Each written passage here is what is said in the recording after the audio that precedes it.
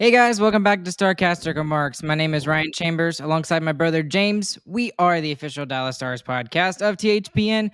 Go and use that promo code THPN the next time you go and use DraftKings Sportsbook. We appreciate them for being our sponsor. Great game tonight. It was a lot of fun. Unfortunately, the Dallas Stars are on the losing side of this. Honestly, I think this is the most fun I've had in a losing effort for the Dallas Stars. And in all reality, James, I thought that this was pretty much a tie. What'd you think? Yeah, the Buffalo Sabres are really fun to watch. Really, really fun. I think Razor calls it mistake hockey, which is exciting hockey. The Buffaloes have a lot of young defensemen. They make a lot of mistakes. It creates lots of chances both ways in this game, actually, just off of them being able to transition from their own zone into the other. It was lots of chances both ways. I think, unfortunately for the Stars, the thing that kind of got them was their first period. They completely dominated, and it was a 1-1 score going into the first intermission. I think really that was the difference. And yeah, I know Anderson was really good in tonight's game. He was very good. He got lucky too. So good and lucky. Yeah. Both things. Yes, good and lucky. And then the Stars just could not bury the pill. I mean, goodness, they had to have had like 12, 15, maybe even 16 like high danger scoring chances. I should have looked up Owen Newkirk's stack before we came on live tonight, but that I'd be interested to hear what the difference was there in the first period. What's the change for you in tonight's game, and something that the Stars need to be better at going forward? I mean, it really just came down to burying the puck tonight. I mean, we haven't had a problem really with it the past couple of games. Obviously, we had 3 4-goal games and 1 3-goal game. We've been scoring. It just I don't know what it was tonight. I don't know if I think Robertson had like one shot on the night, 1 or 2. Maybe he wants to shoot more. I don't know, but I think really you got to bury the chances when you get them. So, getting into my notes for the game tonight, James, Hintz returns. And we were really interested to see what would happen in a Roope Hintz return. And the board did something that, y'all talked about in the game in the after game review on Monday, about Hintz coming back. He missed the last 7 games. Unfortunately, Olofsson's the odd man out on this one, but I mean, Gurianov, with the way that he played against the Coyotes, you kind of can't get him out. And I think it's recent. He started playing good too. He started using his speed and he's starting to hitting people more. Really, is what it is. It's the overall play from what we were getting from him, and we're playing him more minutes anyway. So I think that's why the decision was pushed that way. Well, and when you look at the 4 lines they were lined up going into the game tonight, you're thinking, oh yeah, I mean, Sagan playing really well alongside Pavelski and Robertson. Then you've got that second line with Dellandrea, Ben, and Johnston playing really well. You've got a third line aka 2B line of Hintz, Gurianov, and Marchment, who we saw in the preseason a lot before Robo got re-signed. And then we got a fourth line of Foxa, Glendening, and Kiviranta. Yeah, man, that is pretty excellent. Sick.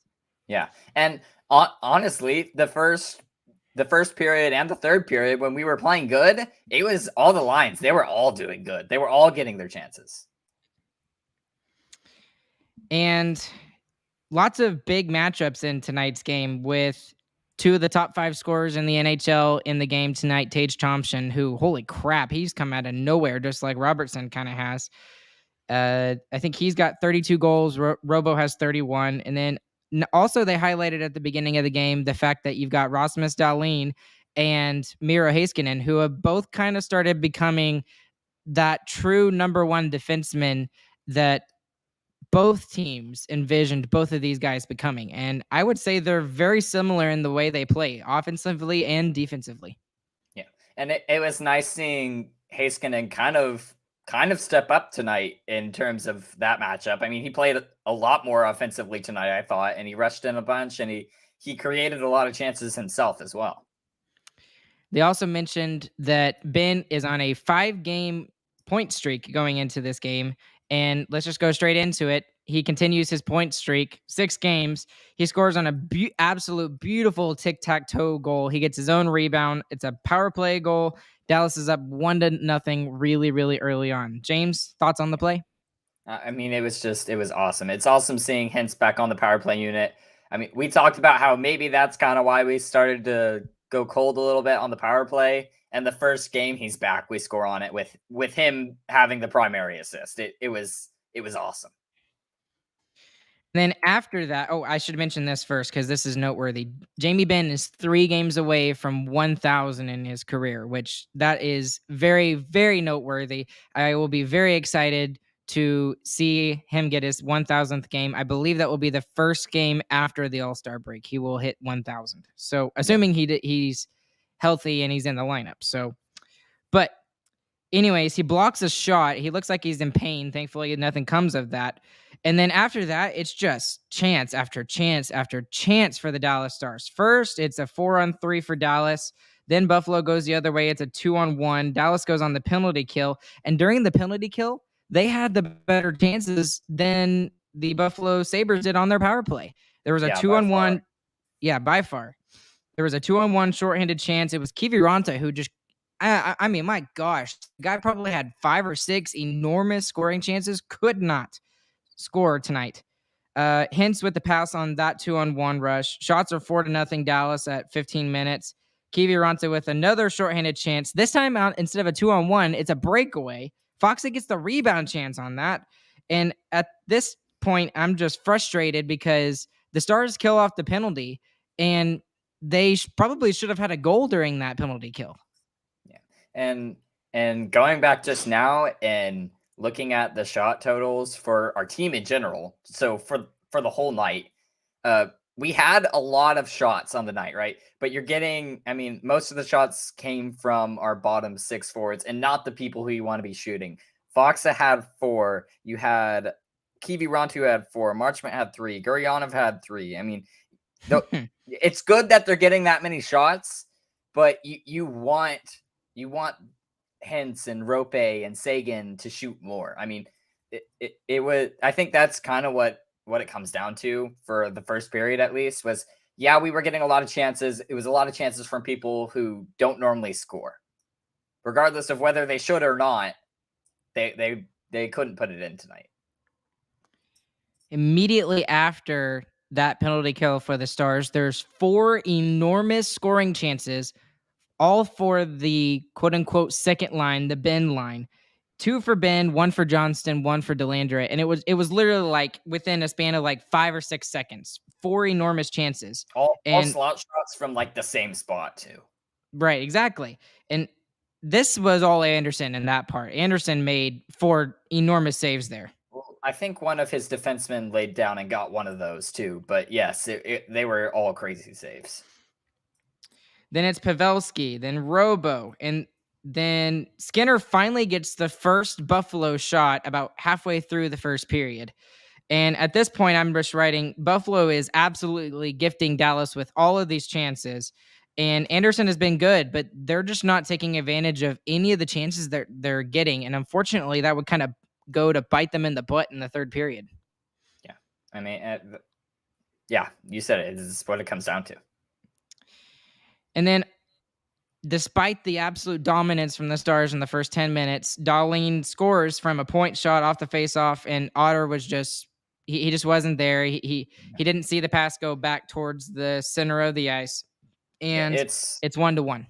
It's quick passing from the Sabres. It's a little annoying that icing was called. I know Lindell was very unhappy about it.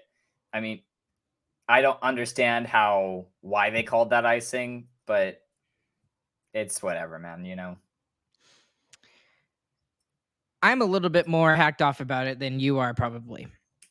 Because I'm not as annoyed about it because the Sabres still made a great passing play on that. That's quick passing to get the goaltender out of position to take a shot like that. I mean, that's what it's for. But it shouldn't have even been a chance in the first place. That is the problem. So, yes, the Stars should have taken care of business there and played better defensively. Maybe Otter pays a little bit better attention, but I don't really blame him on it all that much. But the thing is that there have been multiple plays like this year in the NHL, and it just hasn't it hasn't just been in this game. It's been in games across the NHL against other teams. It's been absolutely ridiculous the amount of losses and the amount of momentum shifts that have occurred because of really terrible officiating. I mean, when you go back and look at that, 99 out of 100 times, that play is 100% not an icing call. And Essa was right. And I know that I shouldn't be as hacked off about it as I am, but this was a turning point in the game. This was 100% a turning point in the game, and that goal got Buffalo going. Now, again, the Stars probably should have handled it better. But if the refs handle their job and they do their job and look at the way that the play was going, they are, part of the no, they're like 100% of the blame for the momentum shift in the game tonight. And that's what I'm really frustrated about. Yeah, it's frustrating also because it was the ref behind Essa that called the icing, and he can't even see where the puck is because Essa's in the way of the puck.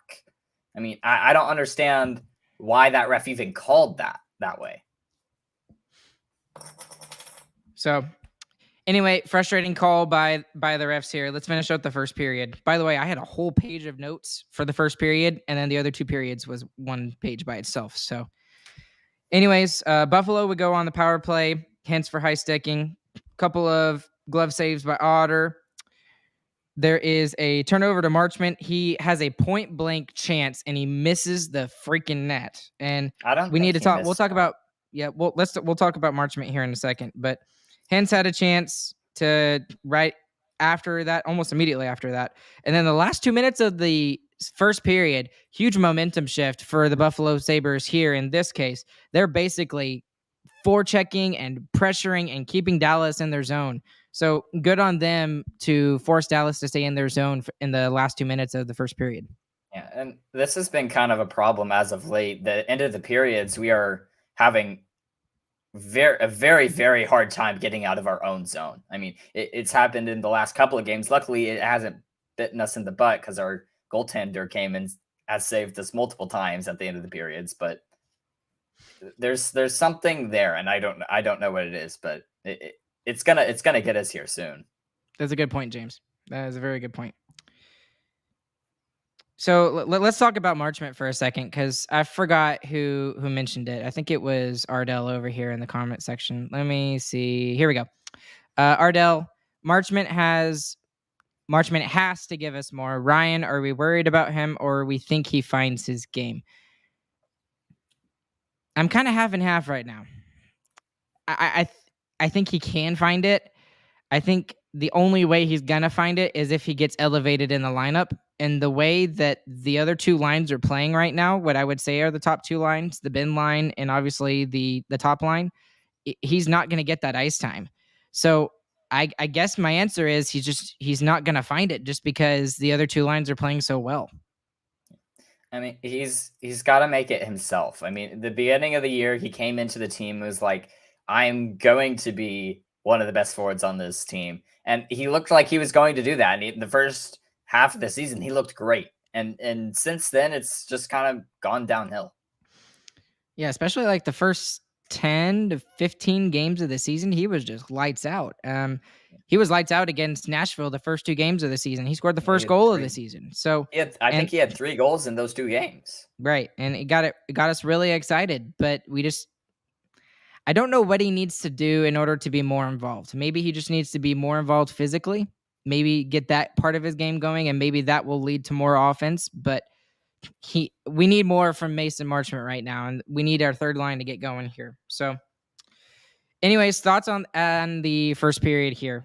I really just put Anderson was the difference. Dallas needs to convert more. Yeah, I mean, that's really most of it. As I looked at the shot clock, like I said, I mean, you look at the people who had the shots in the first, you really want that to be some other players, but you got to convert if you get the chances. And into the second period we go. Literally half a page for the second period. It was a lot of back and forth, and most of it was Buffalo controlling the play in the Stars zone. But to Dallas's credit, even though Buffalo was controlling a lot of the play in the second period, they didn't allow a whole lot, in my own opinion. Is that what you saw? Yes, specifically in the beginning of the period. I mean, that the first 10 minutes of that period, it was like nothing was going on. The time went like that. It was really fast. Well, through those first 10 minutes, by the way, an official got high sticked. Glad to see that he's doing okay. Jost had a redirection that went just wide. There's a really good shift by the fourth line. 17 minutes remaining. There was 3 demon point shot during that shift.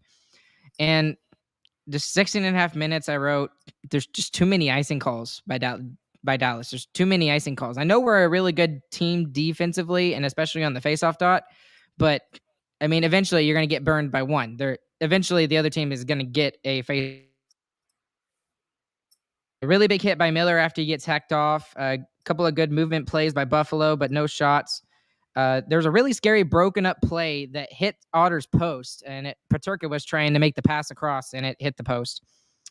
Hintz would have a chance off the rush, and Gary would have a shot 20 seconds later after that. And I kind of stole Razor's thoughts here a little bit with Buffalo had us the puck a lot here in the second period, and Dallas is kind of getting away from the physical game a little bit there in the second period. Yeah, they were definitely letting the Sabres kind of skate around and pull some moves on us when really we just if you just take the body there, then the play's over. I mean, they have to pass it to someone else has to pick it up. There's a really good ozone shift by the newly formed Rope Hens line with Gurianov and Marchment. And there was a really good deep play by Miro immediately after that shift. There's a couple of rebound chances. Dallas is starting to get more ozone time late here in the second. And, I mean, that was pretty much it. It was pretty much like Buffalo pressed at the beginning, kind of pressed in our zone for a good 10 minutes. And then slowly the Stars kind of pressed it back during the second period. That was basically it in the second period. Yeah, not a lot to talk about in that second. It really was just kind of both teams just trying something to get to the net and pretty unsuccessful. I got to give it to Buffalo there in the second period, though. Their forecheck was unrelentless, and especially in the first 10 minutes. And Dallas was having a lot of problems getting out of their own zone. But a big reason why the Sabres never got set up was because Otter was constantly playing the puck behind his net. I mean, that was Otter overall. I didn't think had a great night on saving, but he played the puck all night long, and he never really turned it over and made a bad chance for himself. So for that, I mean, Otter was fantastic playing the puck tonight. So into the third period we go. Big surprise! It starts with the Dallas icing call, and then I literally put 2 asterisks and put Cy in the middle of the 2 asterisks. And then 15 seconds later, I write, make that 2. Gurianov would have a chance. Sagan would have a chance. And then Olofsson, the wrong Olofsson, not the Stars Olofsson, but the Buffalo Olofsson, makes it 2-1 Buffalo. He scores on a 3-on-2 rush. It went off of Miro, and it buckled Otter a little bit. It kind of surprised him a little bit. So after all of the good plays Dallas had, they played so well in the first period offensively. They weathered the forecheck of the Buffalo Sabres in the second period and really started pressing back in the second period. And then they give up their early goal here in the third. I mean, honestly, that one Otter has to have. That's one of those easy ones from out. I don't know what happened on the play. He wasn't able to get over to it. It's an easy wide open net. The dude slides it across the ice. It's not a good shot. It's just kind of a misplay from Otter.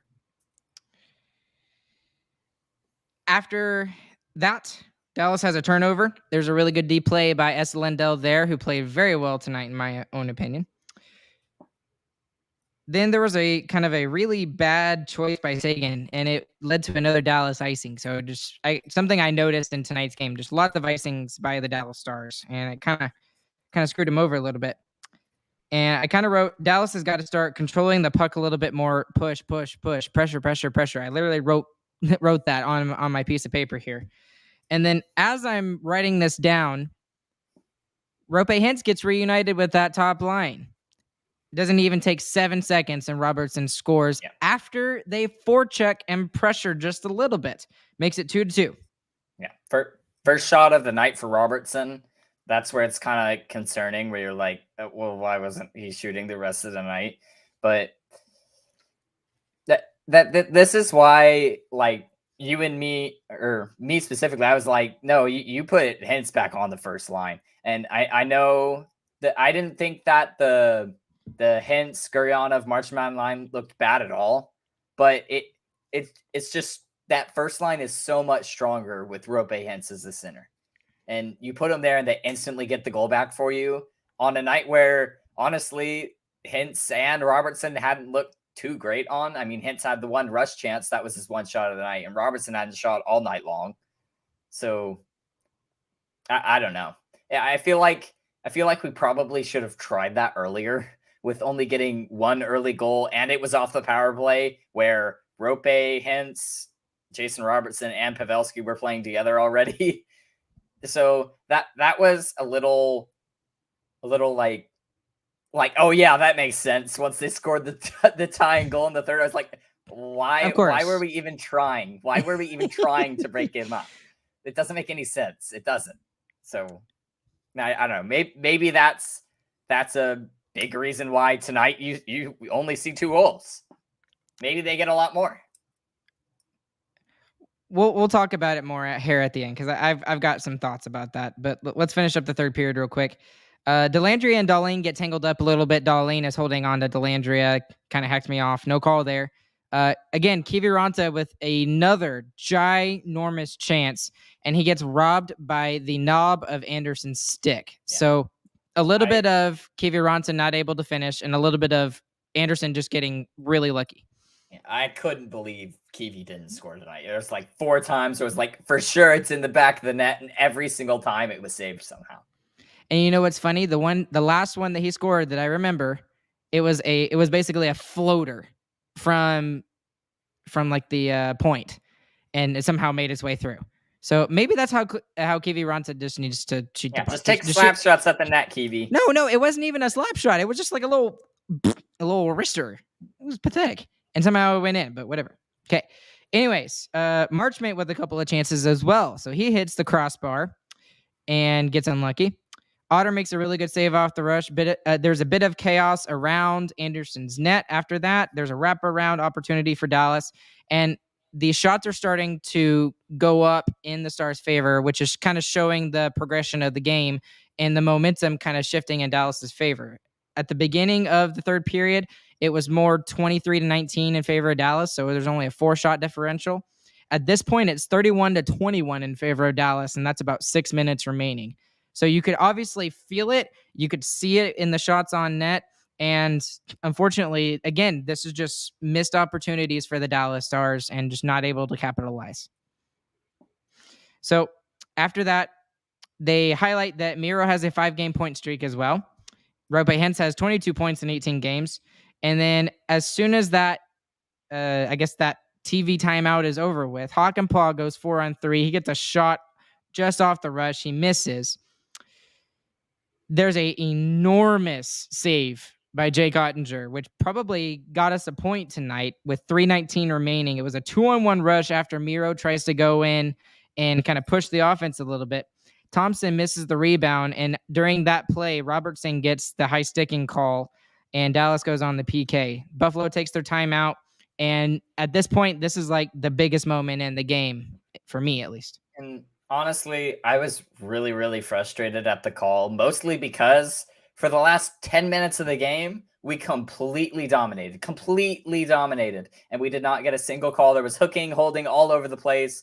Call whatever you want. It's 10 minutes straight of domination. We were really in their zone for most of that time too, and we get nothing for those 10 minutes in their zone.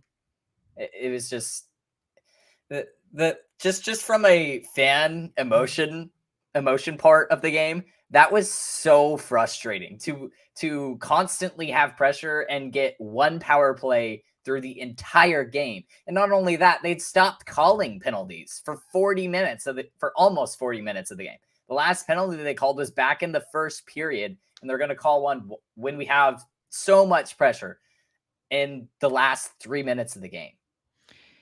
In their own defense, though, that was definitely a penalty. I mean, it was Yes, 100% a penalty, but there go were ahead. thousands of other penalties in the last 10 minutes that they didn't call. There you go. There's the answer right there, James. Exactly. So great penalty kill work. And I want to highlight one player in particular, Luke Glendening. Oh my gosh, man. The guy is just he does not get enough credit for what he does. He absolutely does not get enough credit for what he does. He's just like Esa Lindell in that fact, and that people are like, oh well, why does he make $1.5 million, or why does Esa Lindell make $5.5 million? It's for freaking plays like this at the end of the game because of Otter making that save at 3:19, and because of the work by Luke Glendening on that penalty kill, that saves us a point tonight and gets us a point, because that very easily could have been the end of the game right there. Holy crap, Luke Glendening. And I don't know how much longer we have him signed for, but I really, really, really like Luke Glendening. He needs to stay. Quickly become one of my favorite players on this team. And then, of course, it goes to overtime, and it doesn't even last a minute. And to be totally honest, I kind of saw this coming, just because this is perfect overtime. Buffalo. Yeah, it's the Stars in overtime, and then it's Buffalo. Buffalo is the perfect team for 3-on-3. Yeah, it's a perfect mismatch. Yeah. And here's the other thing that sucks. Owen Power gets his first of the season. Yeah, of course, the person who hasn't scored all season long scores on us. Right. And it was just a great backhand pass by, of course, Tage Thompson, and the Stars lose 3-2 tonight. So unfortunately, I'm not mad about this game. I'm not mad about this game. Not from lack of effort or anything, because I thought overall the game was pretty great, and it was obviously a lot of fun to watch. I'm just upset that we completely wasted a chance and lost a point for nothing. Like, this game shouldn't have been close. This should have been a complete blowout, and it's just not execution from. I mean, your bottom six. Normally you're like, oh, okay, they get one chance, they don't score, okay, whatever. There's like at least 4 of them who all had 3 or more chances on the night, and none of them scored. I mean, you have to score on one of those. It doesn't. Just one. That's all we needed tonight. Just one. And let's get into a couple of stats I want to talk about tonight, and we'll get into the Ropa Hints discussion too, because we need to talk about that. I know we're going a little over, but I'm okay with that. Yeah, this is a great game to talk about. First things first, if you look at moneypuck.com's deserve to win-o-meter, I have no idea how that works or anything like that. They take like chances. Like chances after chances, which kind of counts against you, because if you scored the first one, you wouldn't have gotten the second one. So they take all that stuff into consideration, a bunch of confusing extra stats, and they're like, okay, who should have won the game? It was over 80% for the Dallas Stars. So that means out of 100 simulations between these two teams, the way they played tonight, Dallas wins 80 out of 100 times. Yeah. So they should have won tonight. That's why I'm frustrated. And it's a little bit of, I think it's a little bit of Ropa Hints coming back into the lineup. So the chemistry a little bit off with the people he played with at the beginning. Hold on. Yeah. And the fact that he didn't get to play with the top line at the beginning as well. It was also a little bit of just, I mean, Craig Anderson wasn't out of his mind, but when he made the saves, they were big saves. And like then said, the Stars just getting a little bit unlucky. Yeah, like I said earlier, he was good and he got extremely lucky. That's really what it came down to me for Anderson. He was good and got extremely lucky. But also, I mean, you're talking all the bottom 6. You gotta score one of them, man. You gotta. And again, 80 times out of 100, they will. So I think this is a one-off. The Stars played well tonight. It's frustrating because of the end, and it feels like we lost. But in my own opinion, I'm really not upset about this game because they played so well. They just got unlucky with the knob of a stick, or just. Well, I'm frustrated too. I'm frustrated too because of the goal the Sabres scored in the third period because Otter missed it. We're not used to that, which, like, you can't be mad at Otter for missing it because he played like two of the last 3 games. He had a shutout. So, I mean, what do you Right. want from him? Yeah, exactly. But it was so frustrating that happened, and then no one else could score, and then you put Hintz back on the first line. You're like, why wasn't Hintz playing on the first line the whole game? They would have scored like 5 goals. It's just like all of these things added up in my head. I'm like, dude, we should have just obliterated this team. Okay, and since you brought it up, let's go ahead and talk about it, because I'm actually going to disagree with you about the whole Roope Hintz thing. Okay? I'm not going to disagree with me. Well, of course you're not. You think you're the smartest person in the world, right? Yeah, in your own head. The dumbest person on the world, right? And I think I'm the smartest person in my own head, and you're the dumbest person in the world in my head. That's okay. Now that we got that settled, I'm gonna go ahead and say it, and it's gonna be an unpopular opinion because of the fact that Roope Hintz was put together with the top line, and they almost immediately scored.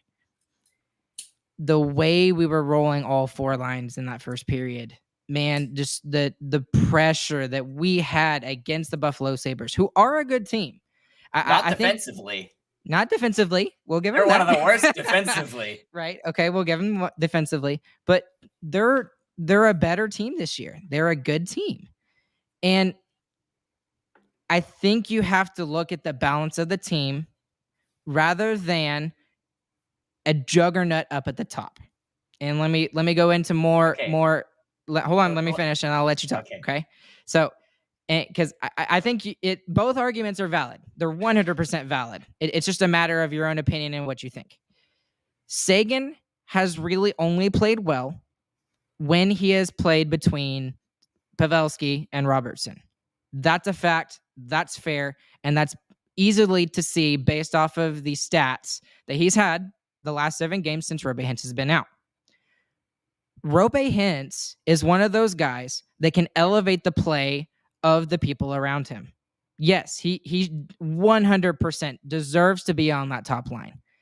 But for me, I'm looking more at the balance between the all 4 lines. And I already mentioned it at the beginning of the episode. I loved how the way that the 4 lines looked at with the forward combinations that they had. I still think you need to give Seguin in between those 2 guys, and then Roope Hintz, put him with Gurianov and Marchment. And we've talked about for months on end now, especially with Gurianov, something has to get him going. Who else can get him going besides Roope Hintz? Seguin, and no offense to Seguin, Seguin is not going to get him going. It's been proven. It's not going to happen. He's not going to get Gurianov going. Could Roope Hintz get Gurianov going? Yes. Could he get Marchment going? Yes. And they had a couple of plays today when the 3 of them were together that I thought it was noteworthy. Yes, they didn't capitalize on their opportunities, but I want to see more of that combination before we leave that. And I'll jump off my soapbox there. Sorry. My only counter argument to that: who scored the goals tonight? What 3 forwards were on the ice for both goals tonight? You got Robertson, Hintz, and Pavelski. They both scored on both the chances they had, honestly. I mean, really, that line didn't have that much more. Seguin was not good tonight, honestly. They didn't work in the offensive zone very much. He couldn't get Pavelski and Robertson to the other end of the ice. That's what you're doing as a center. That's what you're doing when you're supposed to be the fastest player on that line, which he for sure is, because Robertson isn't fast and Pavelski is old. So you are the fastest skater. You are creating the space. He did not do it tonight. You're not getting your best scorer, one of the best scorers in the entire league, any shots until the 3rd period. And the first shot he takes goes in. So, yes, 4 lines is great, and that's cool. And you can have a lot of pressure with that. That's not where this league is right now. This league is feed your top players. They're going to score 2 or 3 a night, and you'll win the game. And that would have happened, I feel, if that line was together all night long. I don't disagree that we looked great in the first period and the 4 lines all together. we really were rolling them, but it means nothing, absolutely nothing if you if can't you don't convert. score. And the people who do convert for us couldn't get the shots and couldn't get into the other zone. And it's even worse when you're talking about you were on home ice and you even had the what is it, matchups that you wanted, and you still couldn't do it. And I'm like I said, I see both sides. I just if we can get Marchman and Garyonoff going and Hintz be in the middle of them, that's 3 lines that could score. 3 lines that could score. And I'm Yeah, also but not saying this either, James, is that if we really need a goal, there's nothing that's keeping you from doing exactly what DeBoer did tonight, right? We're down 2-1. What does he do? He goes full on juggernaut and puts his 3 best players on a line together, and of course they score. And then he left him there for the rest of the game too, though. He left Hintz, Robertson, Pavelski together, and we still rolled the end of that game, honestly. And I thought even Sagan, March McGurry had chances in the third period as well. I didn't think that they looked too bad either. There is no reason you should break up the best line in hockey. It is the best line, even strength in the NHL. That is without a doubt true. They constantly change games, flip games on their head, and it's one line. We have one line, and they can win the game by themselves. And I feel like, Sagan and Robertson and Pavelski did that a little bit, but I think you're forgetting how much Hintz and Robertson and Pavelski took over games every single night. Every single night. It didn't, even if they didn't score in the night, they would do it. It just doesn't make sense to me to break apart the best line to try to get 2 other guys going who haven't been scoring all season long. Especially, but also especially when really the West is as close as it is. I know we're ahead right now and we're top of the conference, maybe second in conference now, but yeah, but we're 5th in the NHL. We're 5th in the NHL. There's 4 teams in the East that are better than us. You have Minnesota has dropped off a little bit, but Colorado is going to start. They're starting their march up to the end of the postseason. They are. They're going to make the top 3. If Minnesota gets hot at all, they're gonna march over us too. This is not a time when we can really start to let up a lot more. I like the experimenting tonight. I thought it was nice. It looked good, honestly, but you got to have that best line. That is what our team has been for years, and we got a second line this year, and it looks great.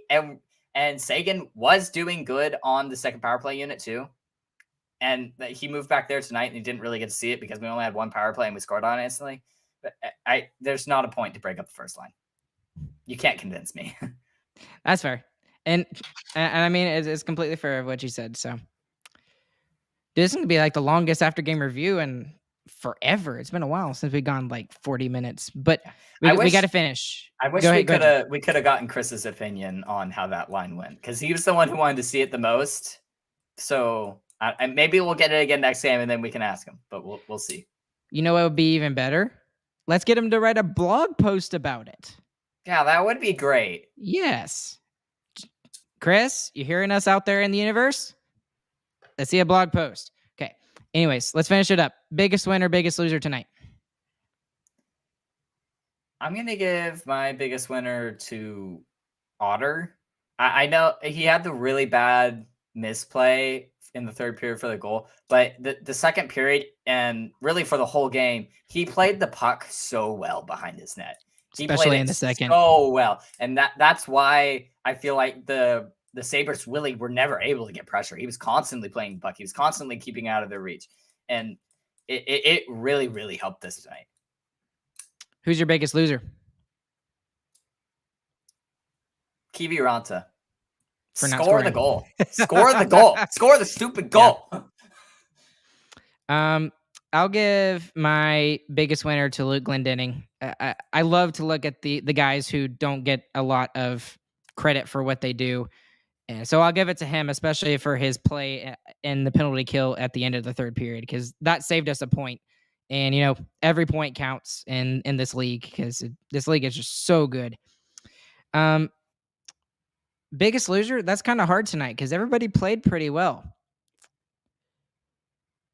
I guess I could give it a little bit to Kiviranta, but I'm also going to give it to Marchment, He because had just as many chances. I wouldn't say as many, but he definitely had about 2 or 3 grade A scoring chances. Kiviranta had like 7 billion. I swear, he should have scored tonight. I'm so mad about that. So, yeah. We just need to tell him he's playing Colorado every single game and he'll score a hat trick. Right? So, Try that next time.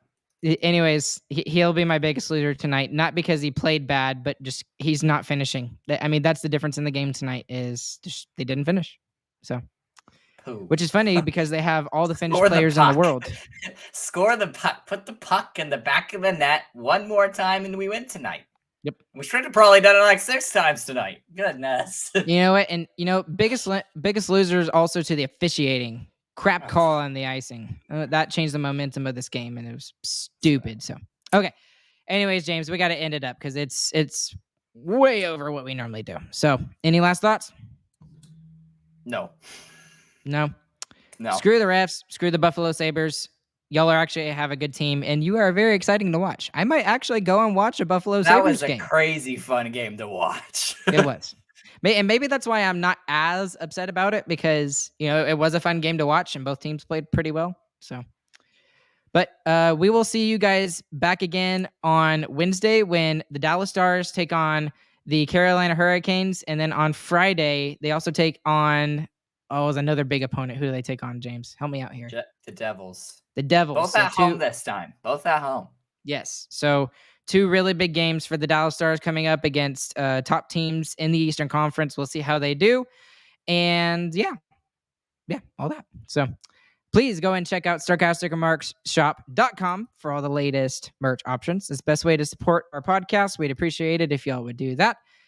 Leave us a 5-star review anywhere you listen to your podcast.